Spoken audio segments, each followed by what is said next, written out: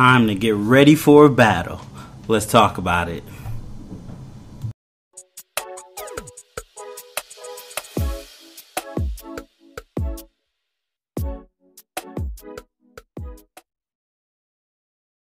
What's up, people? Welcome back to the Black Geek Cool, where we're talking about episode 10 of Lovecraft Country, Full Circle, final episode of season 1.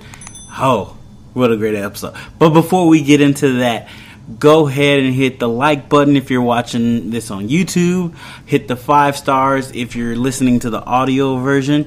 It helps me in the algorithm, pushes me up, gets me more viewers, makes the show a little more popular, and it's a great way to support the show.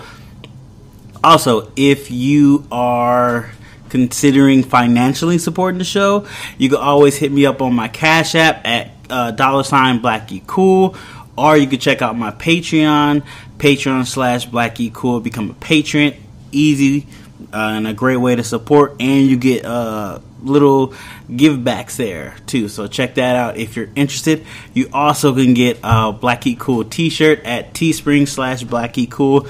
There's a couple different ways to financially support the show if you like what I'm doing over here, so go check some of those out. But always, foremost, you can support the show by just sharing it and telling all the people you know in the world. That's on Facebook and Instagram and all that too. But yeah, that's another way to support the show. But with all that out the way, we're going to dive into this episode.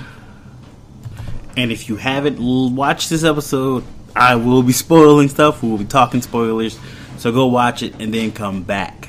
So the season finale, I'm not going to lie to you, I was scared to watch it because I was worried about the rest of how they would end it. I was worried it wasn't going to be good. I'm not going to lie.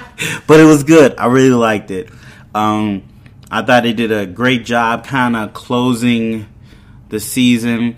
I'm not sure if they got renewed for a second season, but I think they did a good job closing most of the plot holes, most of the storyline in a realistic manner. Didn't make you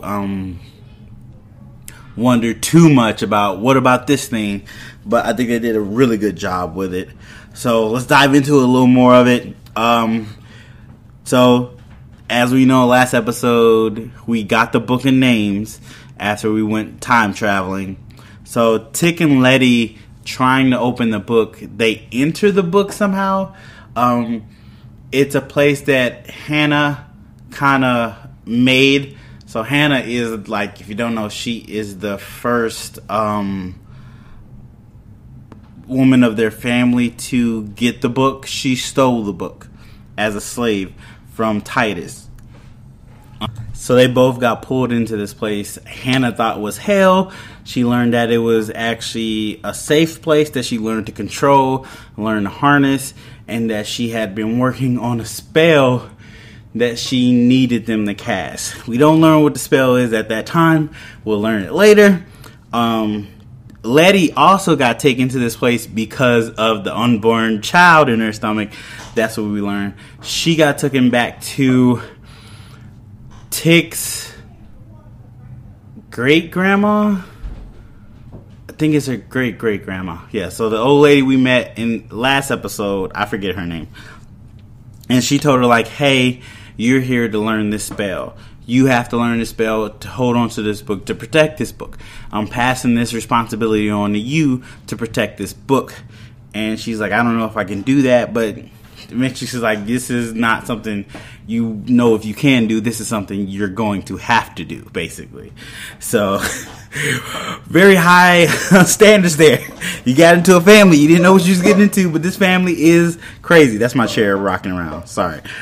Yeah. But they end up learning that spell, but also they help them take the spell off of Dee, so she doesn't have that spell that Lancaster puts on her. So they do the incantation, I can't say that word, to take the spell off Dee, and it heals Dee, but it doesn't heal her arm. Her arm still stays messed up. Those are my dogs. Hold on.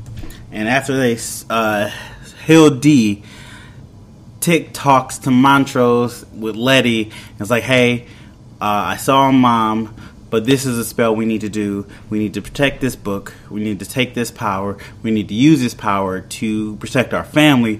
Montrose is like, we need to let this book go. We need to stop doing this.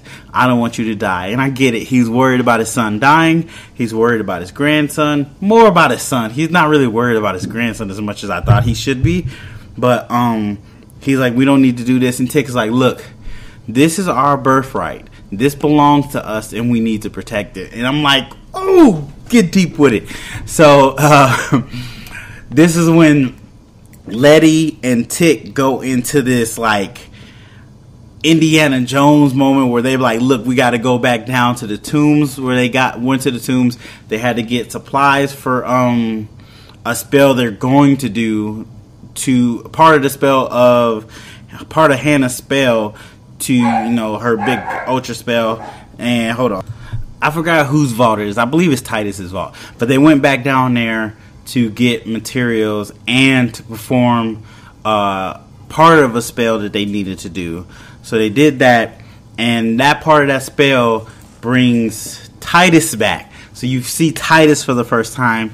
They brought him back, and they needed to get a piece of his flesh. Really weird. He comes back. He's like, hey, how did you N-words get the book? And then he disappears, and he goes to warn Christina. And Christina crashes her car. She flies out. Of course, she has invulnerability. But you see there's a moment where she's worried about Ruby because Ruby's with her in the crash. And she checks on Ruby, sees that Ruby's good. And then she goes to Titus, and Titus is like, how did you let them get the book? They have the book of names. Blah, blah, blah. And she's like, what's going on? And then he disappears back. When he disappears back, Tick had called reinforcements. So at first it was just the old lady we saw in episode 9, Tick's great grandmother, helping them cast a spell to bring Titus. And then to bring Titus back to where they were, they had Hannah and Tick's mom casting the spell to bring him back at the same time. Move, go. At the same time, that was my dog. At the same time, to get him in the circle where Tick was able to grab him and cut his flesh off so they could have a piece of his flesh. I think because he's like the beginner of the magic, I believe that's why they need his flesh. I wasn't really clear on that part, but that's what I assumed. Safe to assume that. So once they did that, they got that. They were like, that was supposed to be the easy part of this spell. Crazy. But then we see Christina eventually comes to the garage where George's car is left in their house. I think there's an attachment to their house. So she learns, like, hey, you got the book. Give me the book, and I promise I won't involve you or your family. I'll find another way to do my spell. Tick's like, nah, I'm not going to do that. This is our book. This belongs to us. And she was like, all right, it's on then. So as she was leaving, she took off the invulnerability off of Letty, though. So, which I don't know, this is one thing. Things start happening, but this is one thing where I didn't understand why they have the book. Why didn't they just put invulnerability back on Letty? Because they have the book. Unless that spell is not in the book. Just like I'm assuming the spell that William did with being able to switch bodies or being able to become someone. That is a original spell that's not in the book of names. So I'm assuming invulnerability is one of those kind of spells that's not in the book of names. But come on, if you're making a magic book, that would be one of the first spells you put in there, is to be either be invulnerable or immortal. Those are the first two spells. And then being able to fly. Let's just be honest. That's what I would do, me myself. But then I'm jumping around a little bit. So after Christina left and took the invulnerability off her Letty, I think D has a moment with Hippolyta where she's like, look, Mom, you left me. Hippolyta's trying, that's her daughter. She's trying to get back close to her daughter.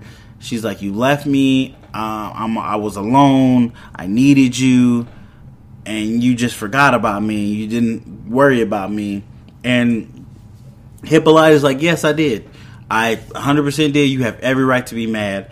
But I realized the way we perceive time, it's always moving. So this moment in time that you're holding on to, it will pass and we will move forward, which is like, I don't know, it kind of felt like she wasn't validating her emotions, but then also was validating her emotions. It was very weird, because you go tell somebody, look, like, yeah, you gonna hate me right now. You have every right to hate me right now in this moment, but this moment will pass and we will move forward. I was like, oh, man. Like, that was deep and hurtful at the same time. But, she's trying to rebuild that relationship with her daughter. Like, she understands, like, yeah, I messed up. That was on me, but I'm still your mother, and I'm still always going to be here no matter what. So they have that little moment there.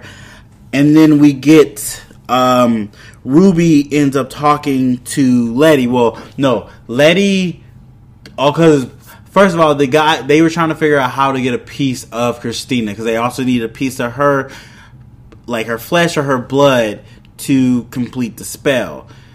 They were planning on using her spell that she's planning to do at the Eternal Equinox to enhance their spell. But they still needed a piece of her flesh before then.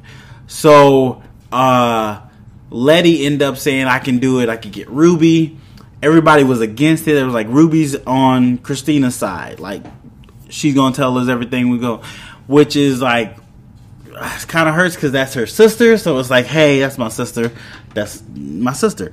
But she ended up going to their mother's gravesite, and Letty's there, and Ruby comes, and she tells her, like, hey, nobody wanted me to tell you this, but we have a plan to bind Christina, and I need your help doing it. I need a piece of her flesh or her blood. And she's like, I for so many years, I didn't know what family was. And I learned that family's not an obligation. It's something you're willing to sacrifice to protect. And I'm sacrificing myself to protect you. And I feel your family. You're my sister, and I want you to be on our side. And Ruby's like, you may feel this new feeling. You may feel this is different. But to me, this feels the same. It's always when you need something from me is when you come back to me. And I felt what she was saying in that. Like, it does feel like that. Like, yes, you my sister. Yes, I love you. But you only seem to come to want to be my sister when you need something from me. So those are old wounds that have not healed. So she's like, she basically told her she's not going to help her. But we learned that later on that's not true. But after they have that moment, Ruby ends up going back to Christina and is talking to Christina's like, hey, what have you been doing down here? And Christina's like, I'm working on my spell. She seems a little bit worried that she doesn't think the spell is going to go right. Like, she's honestly worried that the spell's not going to go right. And she's like, there's a million ways it could go right, but there's also a million ways it could go wrong. She's very worried, and Ruby's comforting her. It's like, don't worry, your spell's going to go right. You're going to do what you need to do. Everything's going to work out fine. And they have this moment where this is the first time it seems like they are being intimate as Ruby and Christina, not as Hillary or William and Ruby, but Ruby and Christina. And Christina asked her, like, have you ever been with a woman? And Ruby was like, no, this is my first time. And they're both having this first time. So you can see that Christina loves Ruby, and Ruby seems to love Christina. It is a weird relationship, started from being used to growing actually loving it, which is, I really wish we could have explored that a little more, because that was really interesting the way that turned out. I think it's hard because Christina does seem to really love Ruby, but she also has been planning this main goal for so long. And also she said something like, what if the spell doesn't go right and I kill the last surviving member of my family? So she still sees Tick as her family. So that it's her ambition to be immortal is fighting against her love for her family and the love for her actual loved one, which is very interesting. It is another different part of Christina they should have been more openly exploring. I would like to see that dichotomy of that. I think I used that word right.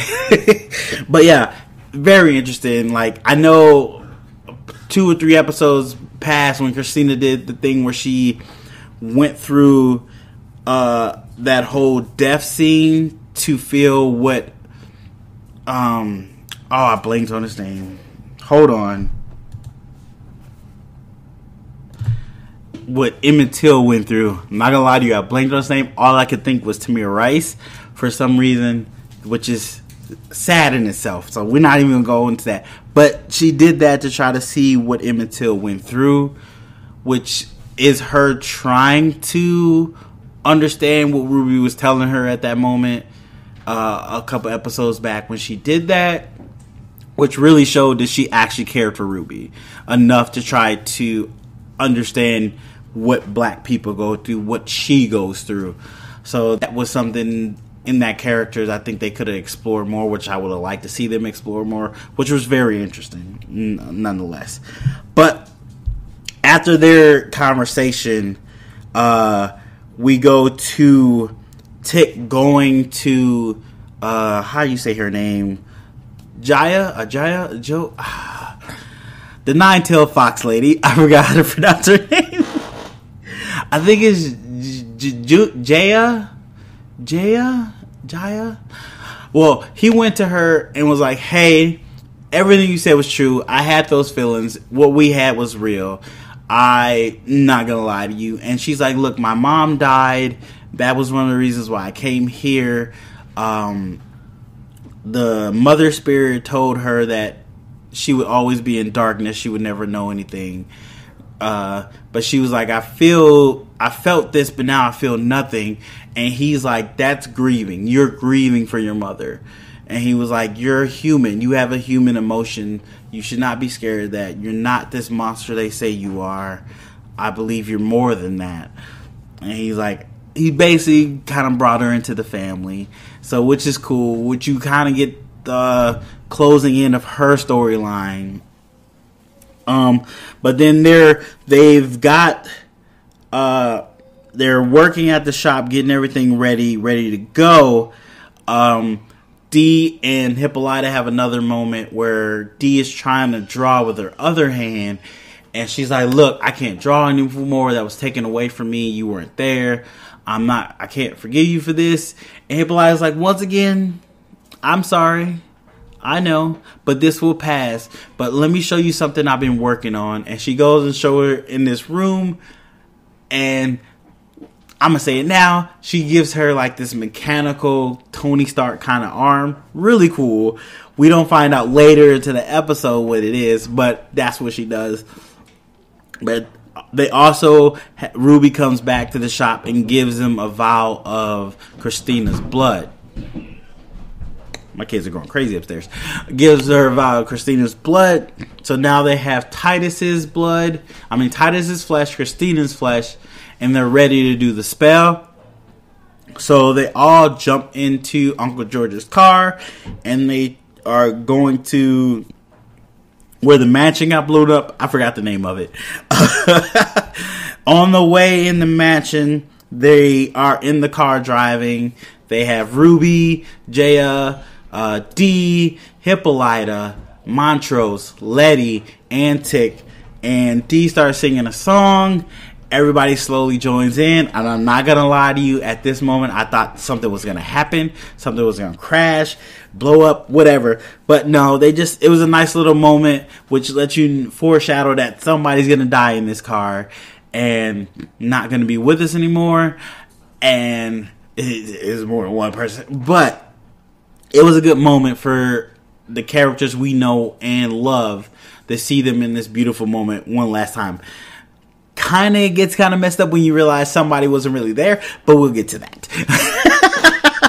So they get to the mansion place and they're pouring salt, which I still didn't understand. Unless that's part of the spell where they needed to pour salt, maybe that's what it is. That makes more sense. And then Tick ends up taking the flesh, Titus's flesh. He eats his flesh, and she drinks Christina's blood right before he goes to the spot where Christina needs him to do the ritual. The other people, Hippolyta, Montrose, and Jaya. I'm always pronouncing their name. My kids are crazy. Are putting that protective symbol in blood on different parts of that village around them. Letty and Ruby are doing the same thing. Dee's in the car. Dee's actually reading the book that Tick came back with when he got pushed in, went to the future and came back. So there was something I missed. I guess he tells his dad that he got pushed through the portal by a woman with a mechanical arm. So that's D. So I missed that. So full circle, one of the reasons of the title probably. But Tick goes to Christina and they take off his clothes so that she can start performing the ritual. She slashes his arms and he just starts gushing blood. So much blood. Oh, so much blood. So like she said, she needs all his blood to perform this ritual. Wait, before that happens, Letty and Ruby were talking up, like they're in that tower, lighthouse tower, putting the protection spells in there, and they're chit-chatting, and I guess Ruby said something that Letty realize that wasn't her.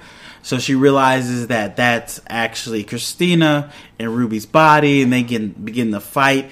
And she's like, "What did you do to my sister?" And she tells like, "I killed your sister, unfortunately, because she tried to steal my blood." And that's her saying like, "Hey, I gave you fake blood, so the blood Tick drunk wasn't really Christina's blood." Ruby / Christina now ends up throwing Letty off the lighthouse thing, and she falls and dies, which we think she dies because Ruby speaks an incantation which gives her invulnerability, because she told Ruby she would not kill her sister. She promised her, so another sign that she loves her, which is really crazy. And I don't know if they knew that, because this plan they have really, that's the only part right there is like, how did you guys know that would happen? But I guess not, because there was a moment where Christina comes back and she's doing a ceremony where she cuts Tick, and she's like, and everybody else gets captured and brought there except for D. D's still in the car. Montrose gets captured, Hippolyta gets captured, and Jaya gets captured. I'm gonna just call her Jaya. We're gonna call her Jaya. I know that's not right, but we're gonna call her Jaya. We're gonna talk Nine-Tailed Fox. And then Tick's like, "Where's Letty? Where's Letty?" And Christina's like, "I had to kill her. She died." So he's crying. So at that moment, I think he feels the plan fell apart. Honestly, I think he feels the plan fell apart. She's going through the ritual. She cuts his arm. She's saying an incantation. And then, the moon does some weird stuff. And you can see her, seem to get power. The spell seems to work. Letty comes up right as the spell is working. Tick sees Letty. And, he's like, okay, this plan is back on. So, Letty begins, after Christina's spell works, Letty stabs Christina and then starts doing an incantation of herself, and Christina's like, "It's too late, I'm immortal, it doesn't matter, it's not gonna work." And she's still doing the spell, and then they realize that Christina didn't have her blood, so she's like, "It's not gonna work because you don't have my blood." That's when Nine-Tails goes in front of, because there's like this weird tornado thing that's coming through Tick, and she steps in front of the tornado. I know this is really weird how you explain it. We're gonna keep going. We're almost done. She steps in front of it and she takes the hit of tornado, magic tornado. We were calling it magic tornado, and she shoots out her hairy limbs out of her eyes. Connects one to Tick and connects one to Christina, while Letty's still speaking the incantation. And of course that binds their blood together right there. And through that we see flashes of things that happened earlier before they got here. So we see flashes of Tick showing Dee the dog vampire, and like literally, I'm guessing putting the protection spell on her for the dog monster, which is really cool. Because later on, before this happens, one of the dog vampires tries to attack the car that Dee's in, and then his dog vampire comes and protects her, which is really cool. Now she's got a dog vampire, really awesome. But then we also see them getting stuff ready for the spell. There was other stuff, I forgot what it was. Okay, I remember. So it also shows Christina when she catches Ruby, and it also shows Christina as Ruby putting the spell back on Letty. It shows Tick giving a letter to Hippolyta for Montrose, and it shows this other scene with Tick. I don't know if it's with the vampire dog or what, but he's wearing the same shirt in the one he showed Dee, the vampire dog, so I'm not 100% sure what that was. But it also shows Christina putting Ruby in the bed and having her like she did William in the coma and stuff. So Ruby might be still alive, actually. It's possible. But then, of course, the spell works, this big explosion, and then Christina's found under these rubbles, and that's when she realizes she can't use magic. So they bind her not to be able to use magic, and she's talking to Letty. She's like, oh, you binded me from magic, blah, blah, this. And Letty was like, no, we binded all white people from magic. This is ours now. I was like, whoa, man, like, that's huge. That's huge. That's why they needed Titus, because he was kind of the beginner of magic, which I believe he, passed it down to his family and so on. So they binded magic away from all white people in the world, which is crazy. Makes me wonder, so like, can you use magic if you half white? How does that work? You gonna use half magic? Can other races use magic? It's crazy. Super crazy. But they did that, and then, what part? And then they realize, Tick is dead. He dies. He sacrificed himself to be able to protect his family, to be able to give his family something that no one else can have, which is magic now. And yes, excuse me, I had a moment where I got a little teary-eyed, not gonna lie to you. Like they told us like 4 episodes ago, he is going to die. I thought maybe they would change it, but they was 100% told us what the truth was. Like, no, you die, bro. So I condemn them on being truthful and taking that, but it's still hard to see at the end. But then at the end, Dee comes to where Christina is, and Christina's like, help me, Dee, can you help me please? Which, I don't know why you want Dee to help you, because y'all don't really have a relationship necessarily. Dee's never really met you. I mean, yes, she's read the book, which probably has information about you, and she's talked to her family. They've probably told her about you, but she's never met you in person per se. So why do you think this girl will help you? This is the thing I did not like, though.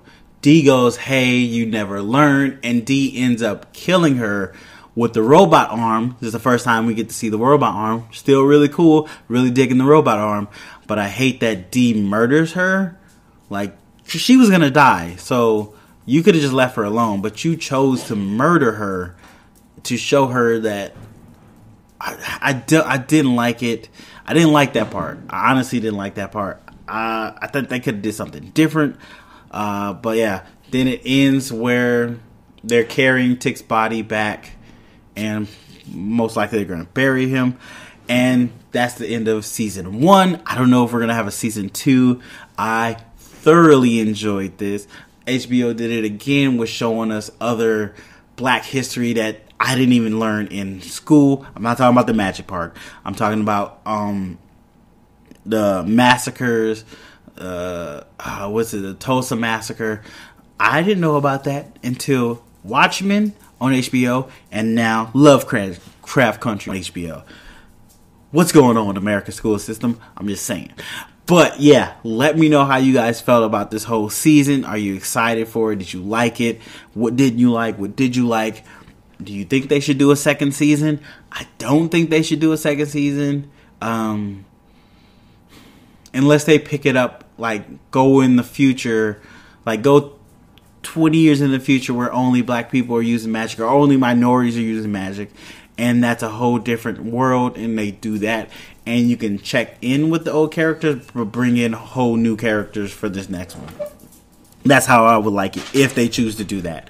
But let me know how you guys feel. Thanks for listening to this long recap review.